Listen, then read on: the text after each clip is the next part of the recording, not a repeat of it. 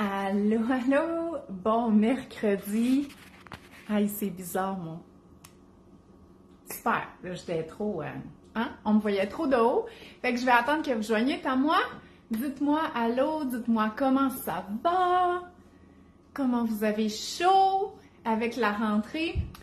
Tu sais, je vous disais, là, cet été, comme à la fin du mois de juillet, quand j'ai dit « Hey, on va parler de la rentrée une fois, là, puis après ça, on part en vacances, puis on en parlera juste à la rentrée. » Je vous avais dit, moi, je me stresse pas avec la rentrée, tu sais, dans le sens que oui, les fournitures scolaires vont être faites, mais le linge d'automne, moi, là, je vois ça au mois d'octobre, je dis « Il fait toujours chaud en septembre. » Fait que je change même pas le linge, puis je change même pas les souliers, tu sais. Puis checker, là.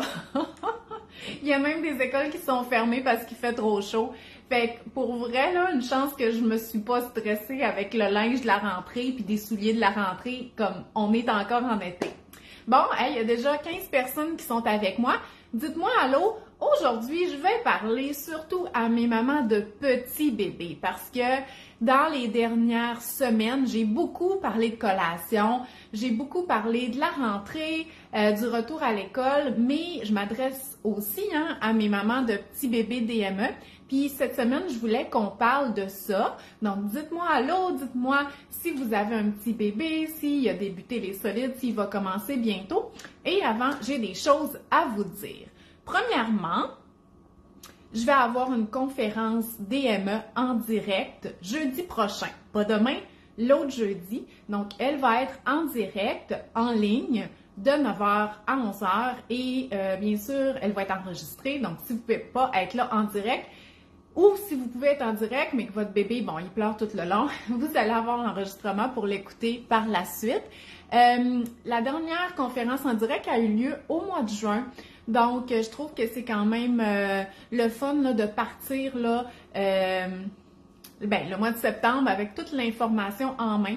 Donc, si votre bébé a 4 mois, 5 mois, 6 mois, on est vraiment là-dedans. Si votre bébé a 7 mois, 8 mois, vous avez débuté les solides, donc vous avez probablement plein de questions. Fait que c'est vraiment le moment de venir prendre toute l'information, de vous la faire expliquer comme si c'était vraiment pas compliqué, même si c'est de l'information importante basée sur des recommandations. Donc, on parle des recommandations sur l'introduction des solides, des aliments riches en fer, l'introduction des allergènes, la prévention de l'étouffement, le pratico-pratique. Donc, si vous voulez avoir toute l'information, la conférence va être le 14 septembre. Après la vidéo, je vais aller mettre tous les liens, le lien pour s'inscrire à la conférence. Aussi, je vous invite, si vous avez un bébé petit ou qui n'est pas encore débuté les solides ou qui est là-dedans, de télécharger le kit gratuit, comment il s'appelle? Le kit de départ sur la DME. Donc là-dedans, ça va vous permettre vraiment de vous donner une bonne idée là, de qu'est-ce que c'est en gros, de commencer à en parler avec l'autre parent autour de vous et de télécharger aussi les fiches comment couper les aliments. Donc ça aussi, je vais mettre le lien là, dans les commentaires. Donc, allô, un bébé presque 6 mois, donc très intéressé, oui. Donc, bébé 5 mois, 7 mois, super. La semaine prochaine. Bon, mais je suis contente. Fait que vraiment, c'est à vous que je parle, les filles, ce matin. Donc, des mamans de petits bébés. Fait que si c'est pas déjà fait, si vous avez jamais eu toute l'information sur la DME, je vous invite vraiment à vous inscrire à la conférence parce que là, mon live, il va être cool, là, mais il va être court et on parlera pas de tout. On va parler juste d'un peu de s'aider dans la planification des premières semaines là, DME. Fait que si vous avez des amis aussi, partagez. Quand je vais mettre le lien, là, vous partagerez là, le lien de l'inscription à la conférence là, sur vos groupes de mamans puis autour de vous. Donc, la conférence, le kit de départ. Et il ne faut pas oublier, je sais que j'ai parlé beaucoup de mon livre Collation dans les dernières semaines parce qu'il est nouveau, mais j'ai celui-là aussi. Donc, j'ai 2 livres aux éditions Pratico, dont un livre au complet sur l'alimentation autonome du bébé. Lui, puisqu'il y a déjà 2 ans, il est plus disponible partout comme mon livre Collation. Fait que vous pouvez le trouver en librairie, donc toutes les librairies, les grosses librairies, les petites librairies et aussi sur mon site web et le site de Pratico. Puis lui, il n'est pas back-order, il en reste. Donc, si vous voulez toute l'information, mais surtout plein d'idées, recettes. Hein, si vous dites, OK, là, je sais pas trop quoi donner comme repas, vous avez tout là-dedans. Là. Non seulement c'est des recettes que le bébé peut manger, hein, parce que c'est des recettes à partir de 6 mois, mais c'est des recettes qu'on peut partager en famille, comme genre une lasagne. Donc, voilà. Fait qu'on va commencer. Je vais répondre aussi à quelques questions sur la DME là, à la fin. Premièrement, OK, quand on fait la DME, il faut comprendre que notre bébé, oui, il a juste 6 mois.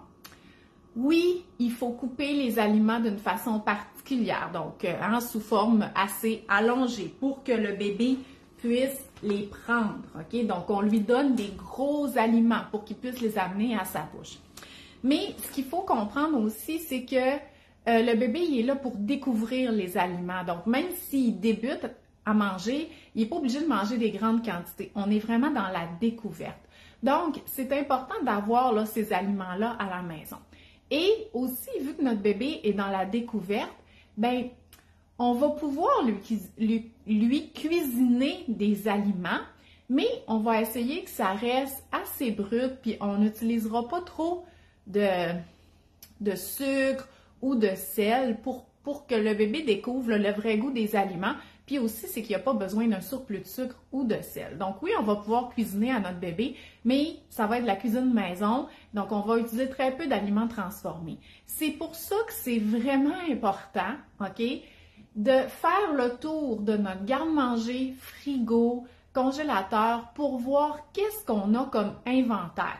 Donc, quand je vous disais j'allais mettre les liens, là, je vais aussi vous mettre les liens vers ma zone d'outils gratuits où est-ce que vous allez pouvoir télécharger une liste d'aliments de base qu'on devrait avoir toujours à la maison. Donc, c'est pas spécifique à la DME, mais c'est parce que si vous voulez cuisiner rapidement des mets pour bébé, ben il faut pas que tout ce que vous ayez sous la main, ça soit des produits transformés, donc des craquelins déjà faits, du riz qui est déjà assaisonné, vous voyez, fait qu'il vous faut vraiment un bon éventail de produits de base. Donc voilà, fait que faites le tour de la maison puis regardez votre inventaire bouffe avec la liste. Ça va aider de toute façon, même pour si vous avez des plus vieux ou même pour vous, pour cuisiner des collations maison ou des repas maison. Donc vous ferez ça. Je vous le suggère. Là, je vais prendre une gorgée d'eau parce qu'il fait chaud. Puis je parle, puis là, vous dites, Sandra, t'as un chandail. Je suis enfermée dans la maison à l'air climatisé. Je sais qu'il fait chaud dehors, mais j'ai pas encore suffoqué. Je vais y aller tantôt. Donc, là, mon Dieu, c'est décousu mon affaire. Fait qu'imaginez que vous avez un petit bébé, OK, qui commence les solides. Moi, mes aliments préférés, là, pour les premières semaines de DME, les premiers jours, là, vraiment, de découverte, c'est le brocoli, l'orange, la patate douce, les œufs. Donc, ça, c'est vraiment des choses que j'aime. Donc, dans le frais, je vous suggérerais, là, pour la première semaine, là, d'avoir des bananes. C'est pas mon aliment préféré, là, je viens pas de le nommer, mais c'est quand même pratique. Donc, d'avoir des bananes, des melons, soit cantaloupe, melon miel. Puis là, l'affaire, là, c'est qu'on est en saison. Fait que ces melons-là sont juteux, sont sucrés, ils sont mous, mou tendre, OK? Fait que quand la mûrition est à point, vous allez pouvoir en couper une tranche pour bébé, puis pour vrai, il va se régaler, puis ça se prend super bien. Donc, cantaloupe, melon miel, melon canari. Le melon d'eau, c'est la même chose, c'est juste qu'il faut donner aussi la pleure, OK? Parce que sinon, il va s'effriter beaucoup dans sa bouche. Donc, vous lavez tous vos melons comme il faut avec une petite brosse avant de les couper. Vous coupez, puis vous faites une belle tranche là, que vous allez donner à bébé. D'ailleurs, j'avais fait une belle vidéo là, sur TikTok, là, je vous la partagerai pour montrer comment donner le cantaloupe. Donc ça, j'aime ça. L'orange, le brocoli, la patate douce et la courgette. La patate douce, la courgette qu'on va faire cuire, bien entendu. Donc, on va couper en lanières ou en gros morceaux hein, pour que bébé puisse les prendre. On va les faire griller, soit sur le barbecue avec un peu d'huile d'olive ou sur une plaque au four. Et une fois grillé et tiédi, on va pouvoir le donner à bébé. Donc, si vous avez ce genre de fruits, légumes-là, à chaque semaine, oui, il peut manger du brocoli, oui, il va pouvoir manger, brocoli, oui, du chou-fleur, il va pouvoir manger des fèves puis des asperges, Mais pour vrai, là, banane, melon, orange, brocoli, patate douce, courgette, vous êtes correct pour la première et la deuxième semaine, là, pour vrai, OK? Je vous suggère aussi d'avoir à la maison des œufs. Les œufs, c'est un aliment allergène et il va falloir l'introduire dès les premiers moments. Puis, il y a une bonne texture. Donc, il faut introduire les allergènes pour essayer de prévenir les allergies alimentaires et d'exposer assez tôt. Et en plus, c'est nourrissant, puis il y a une très bonne texture là, pour le bébé. Donc, ayez toujours des œufs à la maison parce qu'une fois qu'on a introduit les œufs, qu'on l'a donné plusieurs fois sans symptômes apparents d'allergie, il faut le donner régulièrement pour que le bébé vienne à tolérer cet aliment-là. Donc, il va faire partie du menu. Donc, ayez toujours des œufs et du tofu. Donc, si votre bébé n'est pas allergique au soya, vous allez pouvoir introduire cet allergène-là aussi. Et c'est une protéine qui est quand même assez rapide à cuire. On peut faire des croquettes aussi. On peut la mettre dans des sauces, style sauce spaghetti, la lasagne que je vous ai montré tantôt. Donc, c'est vraiment pratique à avoir ça à la maison. Brosséo, c'est assez ou on devrait utiliser un produit? Brosséo, habituellement, c'est assez. Il y a des études qui montrent que de laisser tremper dans l'eau avec du bicarbonate de soude, c'est encore mieux, OK? Faut juste bien rincer après, là, par contre, mais ça enlèverait encore plus de résidus de cire, puis bon, de pesticides, de déchets. Fait que oui, vous pourriez faire ça aussi. Personnellement, je le fais pas, OK? Je fais juste vous donner l'information. Vous prenez qu'est-ce que vous voulez, puis qu'est-ce qui correspond. Mais l'eau, OK? Déjà, juste l'eau en dessous du robinet, la friction de l'eau sur le fruit, souvent, c'est suffisant. Une brosse, c'est encore mieux. Puis si vous voulez faire tremper avec un petit peu d'eau et bicarbonate de soude, ça pourrait être une bonne solution. Vous n'avez pas besoin d'un produit spécifique. Est-ce que les légumes congelés, c'est correct ou il faut vraiment que les légumes soient frais? Ils pourraient être congelés. Il faut juste qu'ils soient coupés de la bonne façon, OK? N'oubliez pas, le bébé, là, il ouvre puis il ferme la main. Il faut donner des gros morceaux en DME. Fait qu'on peut pas aller avec des légumes congelés qui sont déjà coupés trop petits parce que c'est trop petit. Le bébé, il est pas capable de faire la pince entre le pouce et l'index. On veut des gros morceaux. Fait que si tu achètes, par exemple, des fleurons de brocoli puis ils sont comme pas mal gros, c'est parfait. De la macédoine coupée, du maïs, des petits pois, on n'est pas encore là à 6 mois. C'est trop petit, OK? Donc, on veut vraiment des aliments qui sont assez gros. Dans votre garde-manger, qu'est-ce que vous devriez avoir pour vos premières semaines de DME dans le garde-manger? Des céréales de bébé enrichies en fer, OK? C'est un produit nord-américain, très difficile à trouver en Europe. Donc, tu sais, si on se dit, voyons, ailleurs sur la planète, il n'y a pas de céréales de bébé, pourquoi nous autres, on en aurait? Ben oui, c'est un produit de l'industrialisation, mais ça fait en sorte quand même que c'est comme assez pratique, OK? Les céréales de bébé enrichies, ce sont des grains, bon, tout dépendamment de c'est quoi la céréale, que ce soit l'orge, le blé, l'avoine, bon, finalement, j'ai chaud. Donc, qui ont été cuits, donc, et séchés. Fait qu'ils sont quand même assez digestes. Et ils ont été enrichis en fer, puis bon, des fois, il y a d'autres vitamines là-dedans. Ça fait qu'ils ont du fer là-dedans, là, comme à un niveau d'un supplément. Donc, c'est hyper pratique là, d'en donner ou de l'intégrer aux recettes de bébé parce que le fer, c'est un nutriment que les bébés ont besoin. Puis moi, je l'utilise souvent, même si j'ai plus de bébé, parce que je trouve ça quand même assez pratique. Puis dans mon livre, où là je parle de mon livre, mais j'ai aussi, puis ça aussi je vais vous le mettre en lien, j'ai aussi plein d'articles de blog là, sur mon site web où est-ce que je vous montre des recettes de Ricardo, mettons, adaptées à la DME. Mais ce que je fais, c'est qu'à toutes les fois qu'il y a de la chapelure, ben je vais le remplacer par de la céréale de bébé. Donc, on vient vraiment booster la teneur en fer du produit. Aussi, c'est qu'on peut utiliser la céréale de bébé pour épaissir des liquides ou des purées, comme un potage ou comme une compote, et pour faire en sorte que ça soit une purée qui se tienne assez bien dans une cuillère pour qu'on puisse faire la cuillère pré-remplie. Donc, si bébé, il veut pas qu'on l'alimente, il veut rien savoir, ben peut-être que lui, il préférerait prendre la cuillère, l'amener à sa bouche. Ben vous comprenez que le potage, là, faut qu'il y ait quand même une certaine texture pour que bébé puisse la porter lui-même à sa bouche. Fait que ça fonctionne super bien pour épaissir un potage de légumes maison. Puis en plus, on booste la teneur en fer. Donc, c'est vraiment pratique. Donc, les céréales, oui, on peut donner en céréales, on peut épaissir des choses, on peut paner du poisson, du tofu, du poulet, on peut le mettre en filling, là, comme de la chapelure dans des croquettes, des galettes qu'on va faire avec des légumes râpés.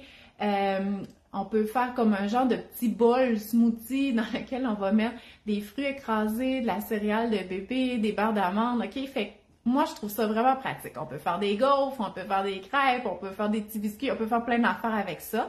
Donc, moi, je vous dirais là, d'en avoir toujours un sac ou une boîte à la maison. Aussi, des pâtes longues, ok?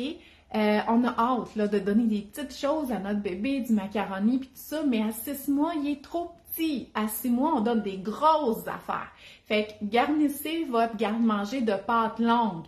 Lasagne, une grosse coquille, cannelloni, fettuccini, spaghetti, toutes les longues. Mais macaroni, penne, rotini, ça va être plus tard, ça. Plus il va vieillir, plus il va être capable de prendre des petites choses. Donc là, on va pouvoir sortir les petites pâtes.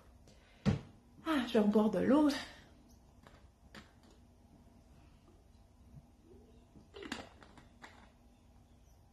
Sabrina, elle demande, est-ce qu'un bébé peut commencer à manger nos plats cuisinés salés à partir de 12 mois?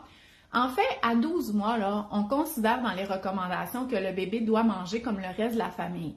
Donc, la réponse, ça serait oui. Mais on n'a pas besoin d'y faire un party de sel. Fait que si on continue à cuisiner maison, la teneur en sel va être somme toute assez réduite. C'est vraiment surtout dans les produits transformés qu'il y a beaucoup de sel. Donc, sans capoter à 1 an, puis ils se mettent à y donner des saucisses, puis du jambon, puis de la sauce soya, puis tu sais, toutes des sauces commerciales, bien, on peut se mettre à faire un petit peu moins attention au niveau du sel, mais ce serait pas mauvais de garder nos habitudes de cuisine maison, d'assaisonner nous-mêmes, versus utiliser des produits transformés là, dans nos recettes.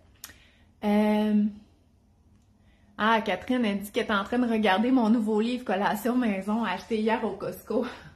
T'es chanceuse, Catherine, de l'avoir trouvé parce que là, les stocks, ils baissent, puis là, il est en réimpression, fait qu'il va revenir un peu partout. Fait que merci. Donc, voilà.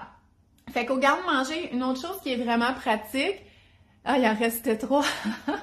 Il paraît qu'à Québec, il est plus trouvable, là, dans les Costco. Pourtant, c'est là qu'il était en premier, mais fait que c'est comme un beau problème, là. Fait que merci, je suis vraiment contente. Un autre aliment qui est pratique à avoir au garde-manger, c'est du beurre d'arachide naturel. Donc là, j'ai parlé d'œufs, j'ai parlé de beurre d'arachide. Oui, parce que comme on va le voir dans ma conférence là, le 14 septembre sur la DME, l'introduction des allergènes doit se faire dès les premiers jours, là, dès les premiers aliments que bébé va découvrir. Puis ça l'aide à prévenir la prévalence des allergies alimentaires. Donc, en créant une tolérance. Donc oui, on va tester le beurre d'arachide dans les premiers aliments. Donc moi, je vous suggère un beurre d'arachide naturel, c'est-à-dire celui-là qui a de l'huile sur le dessus, là, puis qu'il faut brasser. Il n'y a pas de sel, pas de sucre ajouté, ni gras hydrogéné, c'est juste des peanuts broyés, OK? Là, j'ai dit garde-manger. Quand vous l'achetez, là, mettez-le à l'envers dans le garde-manger. Ça va être plus facile à brasser après. Après ça, vous le retournez, vous le brassez, puis une fois qu'il est bien brassé, puis que l'huile a arrêté de se séparer, là, vous pouvez le garder au frigo. Il va avoir moins de cette séparation-là de l'huile et de la chair là, du beurre d'arachide. Qu'est-ce qu'on peut faire avec ce beurre d'arachide-là? Bien là, c'est sûr qu'on va l'introduire comme un allergène, comme on va voir dans ma conférence là, le 14 septembre. Mais une fois qu'il est intégré, que le bébé n'est pas allergique, bien, il va falloir lui en donner souvent. Donc oui, on peut donner ça sur des rôtis, bien entendu, mais on peut cuisiner avec. Notamment, là, j'espère que je vais la trouver vite. Ah, je l'ai trouvée vite. Yeah! Notamment, des recettes comme ça ici. Donc, le poulet aux arachides, ça pourrait être du tofu à l'arachide aussi. Donc, le beurre d'arachide naturel s'utilise très bien dans un mijoté comme ça. Là, on l'a présenté dans une assiette de bébé, mais vous comprenez que ça, tout le monde peut en manger. L'adulte ou les autres enfants, on a juste à rajouter du sel dans cette recette-là. Puis, c'est vraiment un repas qui se partage bien, qui est nutritif, qui est tendre. Donc, non seulement, ici, ce sont des hautes cuisses de poulet, donc super tendre, mais en plus, il y a une sauce. C'est pas sec dans la bouche du bébé.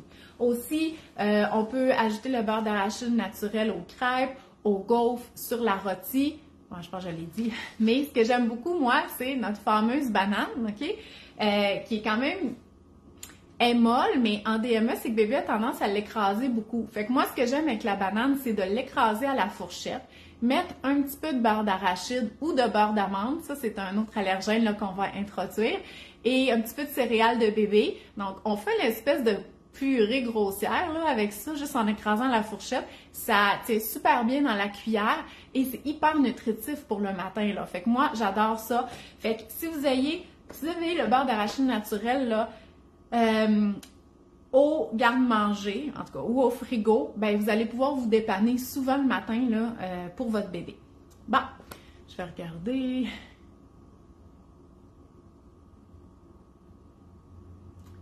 Marie-Hélène a dit, est-ce que tu donnes des astuces pour l'introduction des allergènes lorsque le parent est lui-même allergique? En fait, oui, mais tu sais, il y en a pas. Il y en a. Ben oui, j'en donne parce que. Mais tu sais, il n'y en a pas 10, là, OK? Dans le fond, c'est sûr que s'il y a quelqu'un d'allergique, par exemple, aux arachides à la maison, on ne peut pas garder du beurre d'arachide à la maison. Donc, il va falloir quand même introduire les arachides. Ça va être quelqu'un d'autre qui va devoir le donner à bébé et nettoyer le bébé avant de le redonner aux parents allergiques. Et il va falloir que le bébé soit exposé souvent, OK?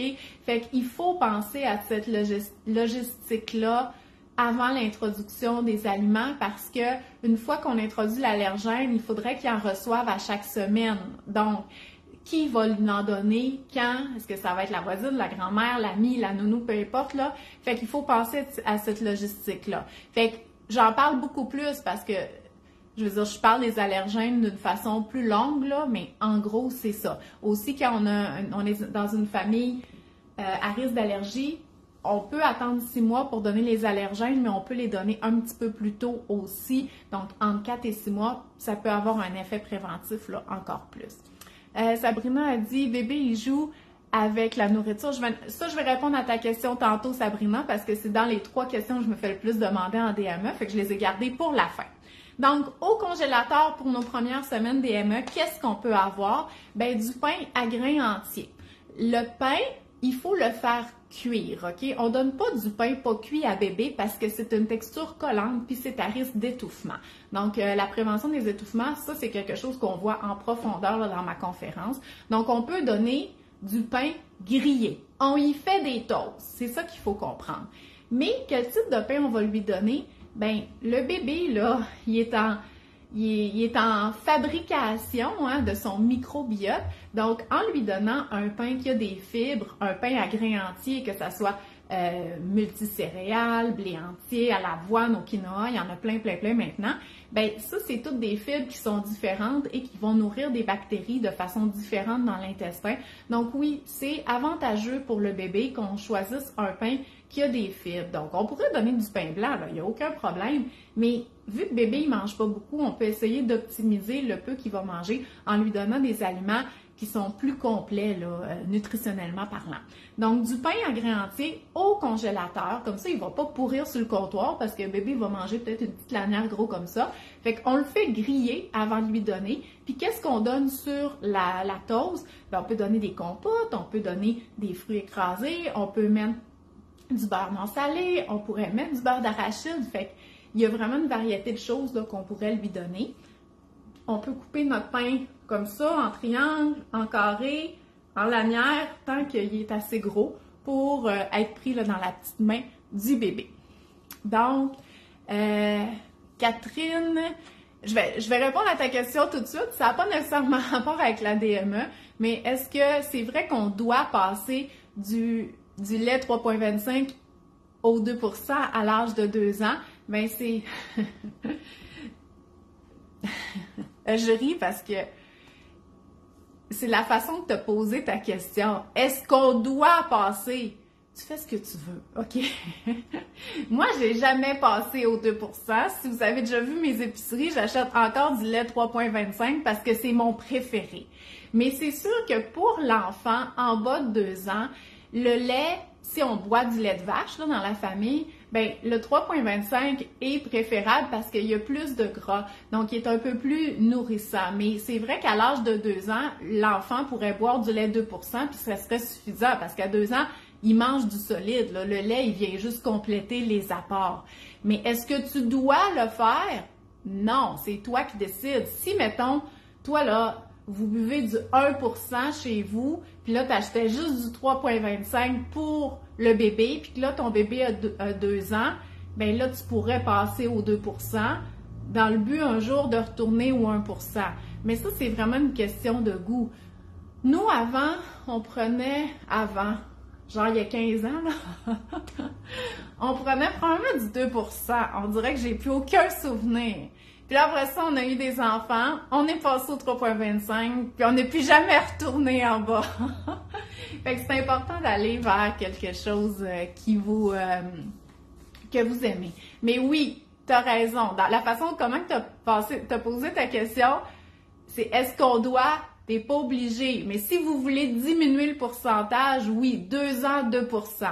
OK? Mais 2 ans, 13 ans, 40 ans, on peut encore boire du 3,25 si c'est le lait qu'on préfère. Bon, Jean-François, il dit non. Ah, trop cute. Bon, continuons. OK, fait que qu'est-ce qu'on peut avoir au congélateur? Du pain à grains entiers. Qu'est-ce qu'on peut avoir d'autre? Peut-être des petites choses déjà prêtes pour bébé. Ça va vous faciliter vraiment la vie, les dîners, mettons, rapides, ou les journées de votre souper, là, vous pouvez pas le partager à bébé parce que ça va arriver plein de fois, surtout si c'est votre premier bébé, OK? Parce que quand c'est notre premier bébé, on dirait qu'on n'est pas encore, puis là, c'est vraiment par expérience que je vous parle, là, on n'est pas encore habitué de faire de la cuisine familiale. Dans le sens que ça se peut que vos habitudes de couple, mettons sans enfant ou avec un enfant qui fait juste boire du lait puis un bébé qui mange pas encore, c'était de manger super tard, des affaires comme du tartare avec des craquelins, des nachos gratinés, vous commandez de la bouffe, pas tout le temps, là, mais mettons régulièrement, ou de manger le midi des salades de légumineuses. Mais, tu sais, en tout cas, si vous me connaissez, vous savez, là, moi, c'est pas vrai qu'on mange juste de la pizza, puis des pâtes, puis du pâté chinois chez nous, là, OK? Mais il y a des repas qui conviennent plus aux enfants, puis un peu moins, parce qu'ils ont une préférence pour les plats de pâtes, puis les affaires qui ressemblent à une pizza. Puis ça veut pas dire qu'ils mangent juste ça. Mais pour un bébé, nachos gratinées, pizza commandée, salade de légumineuses, c'est juste pas des affaires qui sont faciles à manger ou qui conviennent à un bébé. Fait que des fois, là, ça demande une transition, une période de transition pour les parents à se mettre à faire des mijotés, des casseroles, des choses qu'on va pouvoir cuisiner pour la famille, mais que bébé va manger aussi. Donc, ça peut être pratique d'avoir au congélateur des petites croquettes ou des petites boulettes que vous allez pouvoir faire dégeler et donner à bébé le jour que vous allez manger des nachos gratinées, OK? Fait que, quel genre de galettes? Encore une fois, je vais vous partager des articles là, dans les commentaires tantôt sur...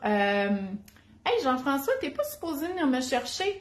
Pars de chez vous, là, puis viens-t'en, parce qu'on s'en va acheter du pain tantôt, c'est notre date. On va acheter du pain au surplus de pain, parce que ça coûte moins cher, mais là, il n'arrête pas de fermer, fait que c'est rendu que le moins loin est à Boucherville, qui est à 30 minutes de chez nous. Bon, fait que lâche le live, là, Jean-François, tu me verras en direct, là, mais viens me chercher. Comme ça, tu vas être là quand je vais arriver. Super, bon. OK. Fait que des croquettes. Fait que je vais vous mettre des liens là après, mais regardez, je vous montre ici. J'ai une section dans mon livre DME, croquettes et bâtonnets. OK? Fait que regardez, croquettes de poisson. Là, il y en a plein. Dans toutes mes croquettes, il y a de la céréale de bébé. Croquettes de tofu. Croquettes à la PVT, à la protéine végétale texturée, parce que votre bébé peut manger végé, hein, ce sont des bonnes sources de fer aussi. Croquettes à la viande hachée, en fait ça, là, ça pourrait être des boulettes de hamburger. La seule différence, c'est qu'il y a, au niveau, pour s'assurer d'une texture tendre, il y a des céréales de bébé à l'intérieur avec un œuf, puis un petit peu d'aromates. Croquettes de riz et de légumes. Fait que vous voyez un peu le genre, vous pouvez avoir ce genre de croquettes-là déjà cuites, mais que vous avez fait geler Fait que là, vous avez juste à dégeler au micro-ondes, puis pouf, votre bébé peut manger ça. Vous avez vu, c'est souvent servi avec une petite sauce, là, sauce au yogourt, guacamole, pour que ça soit un petit peu moins sec. Fait que ça vaut la peine. Fait que tu sais, en DME, on prépare pas plein de purées d'avance qu'on congèle, mais d'avoir 2-3 affaires de déjà prêtes au congélo, là, c'est vraiment pratique. Aussi, des sauces qui vont être nourrissantes, parce que là, c'est là qu'on pourra pas nécessairement aller vers des sauces du commerce parce que c'est comme une sauce tomate, là, parce que c'est habituellement très salé. Donc, oui, je vais vous encourager à faire vos propres sauces maison. Dans le fond, à base de sauce tomate sans sel, dans lequel vous allez mettre des aromates ou du coulis de tomate ou des tomates andées sans sel. Donc, regardez ici, de la sauce aux lentilles. Fait que c'est comme une sauce à spaghetti, mais aux lentilles. Ça, vous pourriez l'avoir de congelé. C'est hyper dépanneur. La sauce au tofu, une sauce à la PVT ou à la viande. Fait que vous comprenez, là, genre des sauces tomates maison sans sel de congelé pour pouvoir faire des petites pâtes express.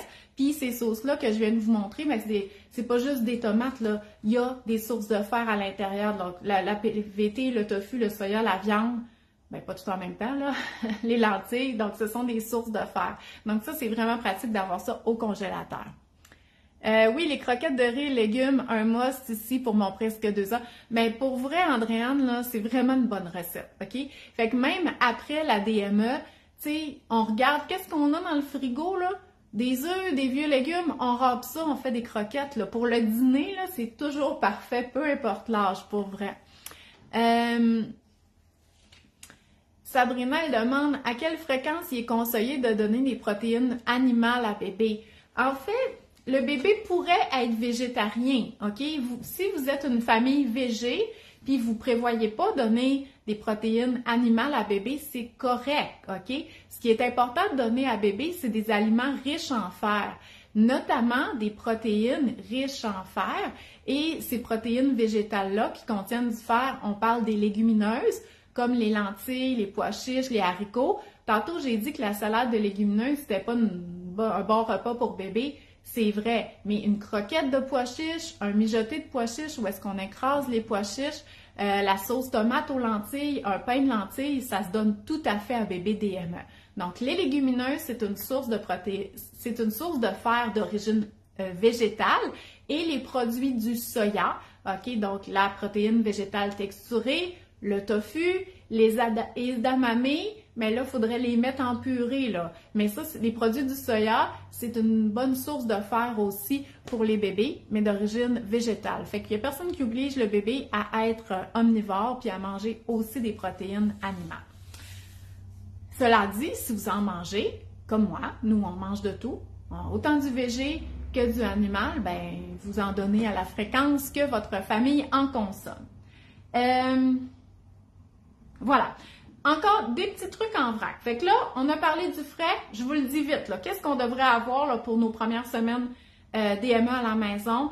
Banane, melon, orange, brocoli, patates douces, courgettes, œufs, tofu, des céréales de bébé enrichies, des pâtes longues, du beurre d'arachide naturel, au congélateur, du pain en grains entiers, 2-3 petites recettes de galettes et des sauces pour se dépanner.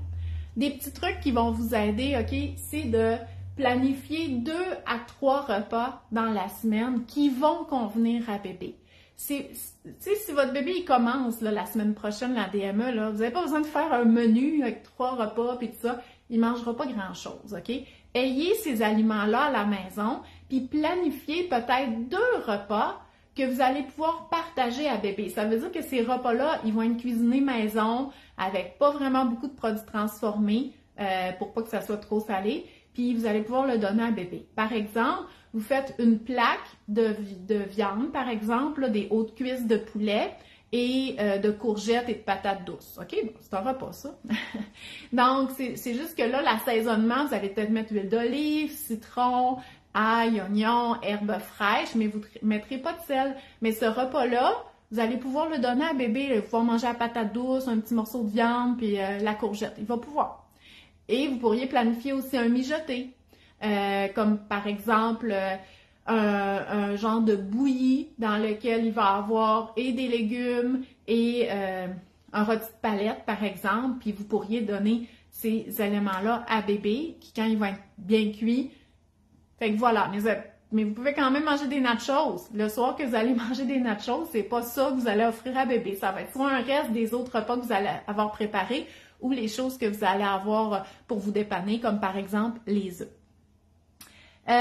Ensuite, je vous suggère peut-être aussi de penser à faire des potages. On n'aurait pas tendance à croire que le potage est un aliment très DME, mais pour les dîners, là, ça dépanne vraiment bien. Comme je le disais tout à l'heure, on peut épaissir le potage avec des céréales de bébé. Fait que si votre bébé il n'aime pas ça que vous lui donnez la cuillère, OK? Vous pourriez épaissir le potage et il pourrait le prendre avec ses mains ou avec la cuillère pré-remplie. Un potage, par exemple courgettes, patates douces, brocolis, légumes mélangés, ben c'est hyper nutritif. Puis au lieu de mettre de l'eau, du bouillon de poulet salé ou du concentré de bouillon, vous pourriez mettre juste de l'eau, OK? Ou du bouillon sans sel. Puis là, votre potage va être hyper bon, nutritif, mais il ne sera pas salé. Fait que c'est sûr que vous, dans votre bol, vous allez rajouter du sel, mais ça va être bon pareil. Ensuite, voilà. Fait que c'est ça, mes petits trucs pour la planification des premières semaines de DME avec bébé. Fait que j'espère que ça vous donne un petit peu de trucs. Là, je sais que c'est sûr que vous dites « Wow, t'as peu là, ça me donne vraiment pas assez d'informations pour comment commencer la DME. » Je le sais, OK? C'est pas le but de ma vidéo, parce que sinon, ça aurait duré 2 heures, puis ces 2 heures-là, ça va être à ma conférence le 14 septembre. Fait qu'encore une fois, je vais vous mettre le lien pour vous inscrire. C'est vraiment complémentaire à ça. N'oubliez pas aussi que j'ai mon livre L'alimentation autonome du bébé. Vous pouvez le trouver sur mon site web et dans toutes les librairies. Lui, il n'est plus là dans les pharmacies, épiceries, nanana. Il n'a jamais été chez Costco. Mais parce qu'il est plus vieux, hein, c'est un livre qui a 2 ans, mais vous pouvez encore le trouver, puis ça reste une super bonne référence pour les parents, là, pour vrai. C'est tellement facile avec ça. Donc voilà, fait que là, les 3 questions. Hey, je n'ai-tu juste 2? Ah, il y en a une qui est effacée, on dirait. OK. En tout cas, puis j'ai la question de Sabrina tantôt. Premièrement, on me demande souvent combien de repas par jour qu'on fait au début, OK? Puis les boires, là, ils se situent où, ça, les boires, là, par rapport à ça? En fait, il n'y a pas d'obligation à donner, à commencer l'introduction des aliments avec juste un repas par jour ou d'en donner 3, OK? Je veux vraiment que vous y allez comment vous le sentez. Il faut voir le moment du repas comme une occasion d'apprendre et de découvrir les aliments, et non pas comme une occasion que bébé doit manger à tout prix. Donc, si, quand vous prenez votre repas, votre bébé est réveillé, bien, asseyez-le dans sa chaise haute, puis donnez-lui à manger, OK? Il va jouer avec, il va peut-être la porter dans sa bouche, puis ça va lui faire une occasion de pratiquer. Mais si, par exemple, ce midi, vous êtes en train de dîner, puis lui, il dort, vous ne le réveillez pas pour ça, là. Puis quand il va se réveiller, il n'est pas obligé de prendre un repas, là, tu sais, il vient de commencer. Fait que vous pouvez vraiment y aller de cette façon-là. Essayez de ne pas créer un horaire rigide, « Ah, il faut qu'il mange, puis nanana ». Ça va juste vous stresser, là. Ça peut vraiment être relax. Personnellement, OK, c'est sûr que moi, c'est mes 3 derniers enfants qui ont fait la DME. Fait que moi, là, sont arrivés ces enfants-là, il y avait déjà une routine de repas hyper établie, très, très basée sur les besoins des enfants. Donc, des repas assez tôt chez des enfants qui se lèvent assez tôt. Fait que mes enfants, 2, 3, 4, là, ils ont pas mal mangé 3 repas par jour dès les premières semaines de DME. Puis là, j'ai dit manger, là, mais c'est juste que moi, là, il fallait que je fasse manger les autres. Fait que j'étais assise à table avec les autres, fait que l'autre, je le mettais dans sa chaise haute, puis j'y donnais soit le repas ou quelques éléments du repas qui convenaient à bébé. Donc, c'est un peu dans cette optique-là que je vous suggère d'y aller, de pas commencer déjà à être rigide avec l'alimentation, puis la première semaine, c'est ça, puis la deuxième, wow, ça va être...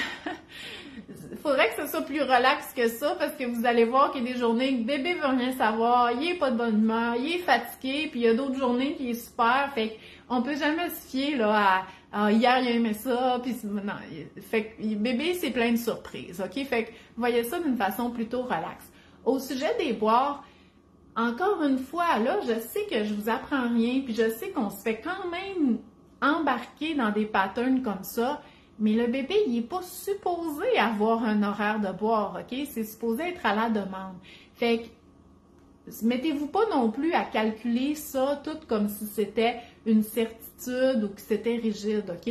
Ce qui est important de comprendre, c'est que le lait, c'est ça qui nourrit votre bébé. Puis c'est pour ça que l'introduction des solides, c'est vraiment une introduction, puis qu'on laisse le temps à bébé de découvrir les aliments. C'est parce qu'il n'y a pas besoin de manger tant que ça. Il est bien nourri par son lait. Fait que parce qu'il est bien nourri par son lait, on lui laisse le temps de découvrir. Fait que c'est pas grave si les premières semaines, puis même les premiers mois, il mange pas beaucoup parce qu'il est bien nourri par son lait. Donc, le lait est vraiment mis de l'avant. Donc, oui, quand on dit on donne le boire avant le repas, c'est parce qu'on veut pas que le bébé, quand on l'assoit dans sa chaise haute, il soit affamé. S'il est affamé, il va être fâché là, parce que la bouffe, là, elle arrive pas vite dans son estomac. Donc, on va donner le boire avant. On lui fait faire son roux. On peut attendre, tout dépendamment de si le dîner est prêt ou pas. Mais moi, là, j'allaitais quand même assez souvent. Je faisais faire son roux, je l'assoyais dans la chaise haute. Fait que moi, c'était tout de suite avant. Mais je vous dirais, tu sais, 5 minutes, 20 minutes, 30 minutes, mais vraiment pas plus que ça, le boire avant. Puis vers 9 mois, vous allez voir, là, l'horaire des repas va vraiment se placer plus naturellement. Puis là, oui, ça se pourrait que, par exemple, le bébé se réveille de sa sieste d'avant-midi, puis que ça soit déjà le temps de dîner, puis qu'on va l'asseoir directement dans sa chaise haute, puis qu'on va lui donner le boire un peu après. Fait que ça va vraiment plus se placer vers 9 mois. Donc, avant 9 mois, là, on essaie de prioriser le lait versus les aliments. La question de Sabrina tantôt, bébé, il semble intéressé par toucher, mais il ne porte pas beaucoup à sa bouche. Est-ce que je dois m'inquiéter? Je vais relire ta question comme il faut, Sabrina. Il joue avec la nourriture et ne mange pas grand-chose. Est-ce qu'il faut le laisser ou l'aider à manger?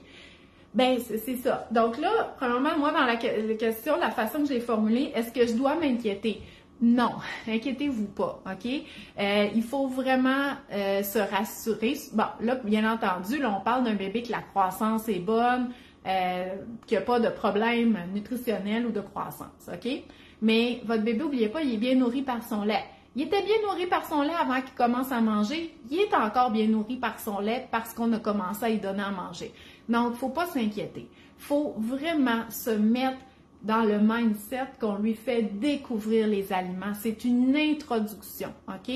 On s'attend à ce que le bébé de 12 mois mange comme le reste de la famille, mais en quantité peut-être plus petite, qu'on vient compléter avec le lait. Mais là, à 6 mois, il nous reste 6 mois pour se rendre à ça. Là. Fait qu'on a le temps. Je veux pas que vous vous inquiétez. Je veux que vous mettez plutôt les efforts à faire découvrir à bébé différents aliments, puis à l'observer, puis à vous ajuster avec qu'est-ce que vous observez. Donc, par exemple, dans ta question, Sabrina, tu disais, est-ce que je dois le laisser faire ou je dois l'aider à manger? Mais en fait, c'est sûr qu'en DME, habituellement, on veut préserver l'autonomie, OK? On voudrait qu'il mange tout seul. Mais moi, ce que je veux, c'est que vous regardiez votre bébé parce qu'ils ont aussi une personnalité, OK? Puis si là, il est là, puis il essaye de manger tout seul, puis ça tombe, puis qu'on voit qu'il est frustré, puis qu'il n'est pas capable, bien, essayez-là donc de l'aider. Ça se pourrait qu'il apprécie cette aide-là. Puis s'il veut rien savoir, bien, il va vous le dire. Moi, j'ai eu un bébé, garçon.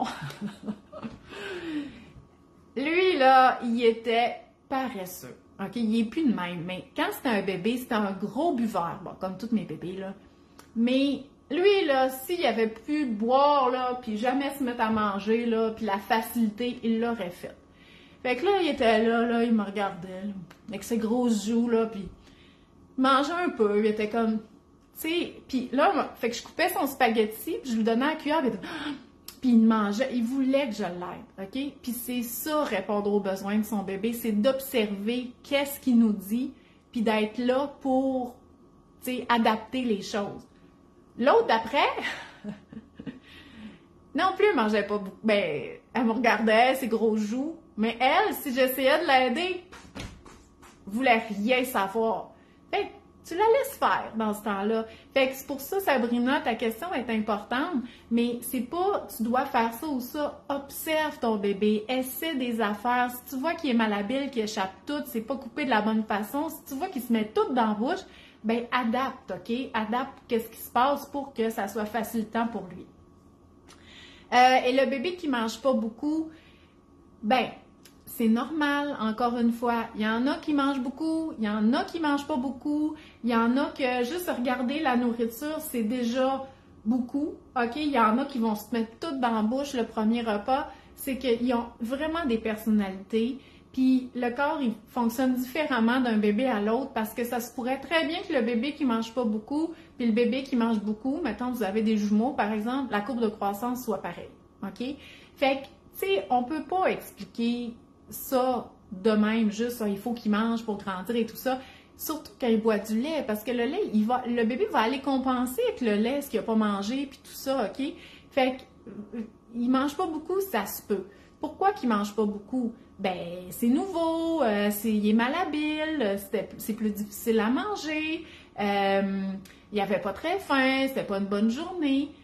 Donc, tu sais, il y a plein de facteurs qui peuvent faire en sorte que il mange pas beaucoup, mais aussi c'est nouveau, là, il est pas bon là-dedans. Fait qu'il faut lui laisser le temps, puis il faut lui laisser des semaines, puis de la pratique, puis vous allez voir, ça se peut qu'il se mette à manger plus. Ou pas tant que ça. Puis encore une fois, si la courbe de croissance est bonne, ben tout est correct. Donc, il faut vraiment prendre confiance en vous.